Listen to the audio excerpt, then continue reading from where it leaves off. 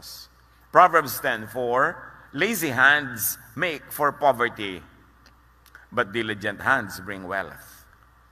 Dapat ang iniisip ng members ng family is how to help the family earn, not to how to help the family spend. And if you cannot earn, help the family conserve money. Nandiyan na lahat yung ating lagi sinasabi.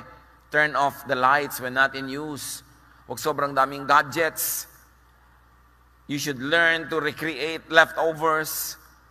Dapat marunong tayong gumawa ng kaligayahan na hindi sobrang magastos. Lalo yung kumakain ka sa labas, times 5 ang halaga niyan kaysa kumain ka sa bahay. Ilabas nyo na lang yung mesa. Nasa labas na rin yun. Napakarami kasi tayong mga gastos na hindi kailangan.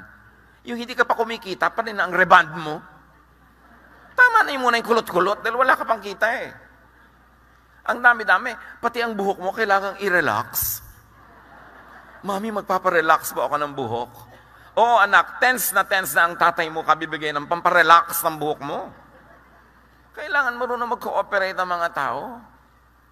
Kailangan kumita. Tulungan yung kumikita at huwag tatamad-tamad. Ezekiel 28:4, by your wisdom and understanding, you have gained wealth for yourself and amassed gold and silver in your treasuries. Pero may wisdom, may understanding, may hard work, merong smart work para makaipon ng ganyang mga bagay. Para hindi ka lagi na insecure, kailangan kumikita at nagsisave. Ecclesiastes 7:12, money is a shelter. Kanlungan ang pera. Shelter from all harm. Shelter from insecurities. Kaya kailangan magaling tayo sa paggawa niyan. And not only make money, make surplus money. Kailangan sobra sa pangangailangan mo yung kinikita mo.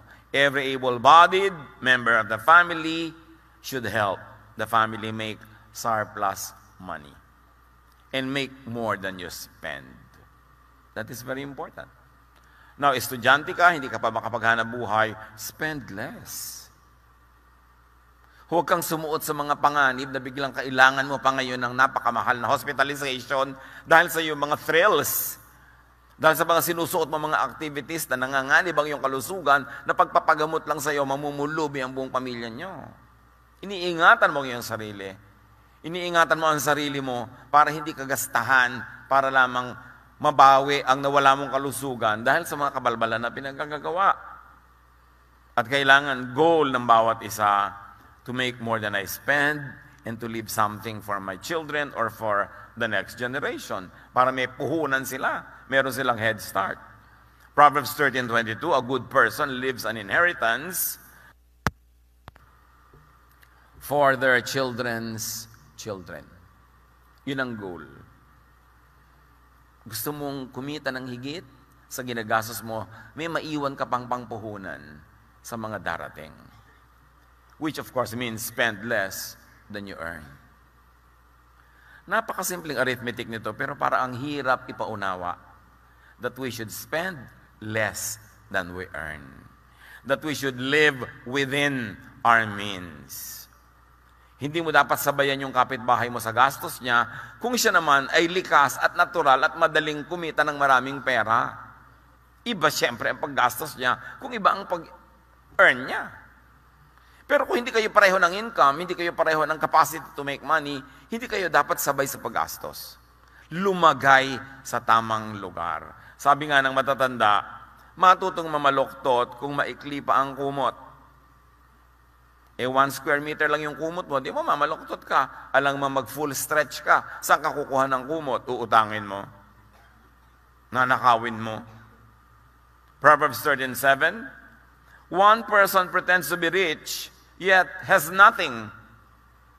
Another pretends to be poor, yet has great wealth. So, alin ang mas mabuti dyan? Yung sobrang sinasabi ng damit niya, ng sapatos niya, ng kotse niya, na ang yaman-yaman ko, pero hindi naman totoo. Mahirap yan i-maintain. Nakaka-stress yan. Yung bibili ka ng pagkamahal-mahal na bag doon na nagpunta lahat ng pera, tapos walang laman. Kasi napunta na sa bag. Walang laman kundi hangin. May bag ka ng mga luma-luma, hindi designer, pero pag binuksan mo naman, talagang naglulundagan ng mga pera sa loob. Kailan marunong tayong pumili? Huwag yung pagpapa-impress, pagyayabang. Never stand taller than what you really are. Hindi kapintasan na simple.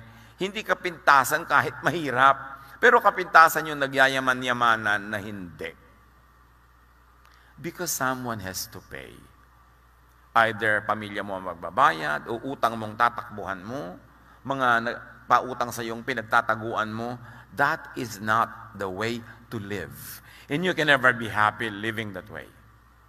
Kailangan magpakatotoo ka. Huwag kang bumarkada at sa malalakas gumastos kung hindi mo kayang sumabay. Liba nilang willing silang lagi kang ilibre. At palitan mo na lang sa ibang paraan. I-pedicure mo sila, i-manicure. You've got to do something. But nothing is for free. Huwag sasabay sa hindi kayang sabayan. Kaya kahit nga sa mga contest, merong pang junior, may pang senior. Kahit sa bodybuilding, merong pang beginner, may pang senior. Hindi ka pwedeng sumabay sa hindi mo tunay na kamukha.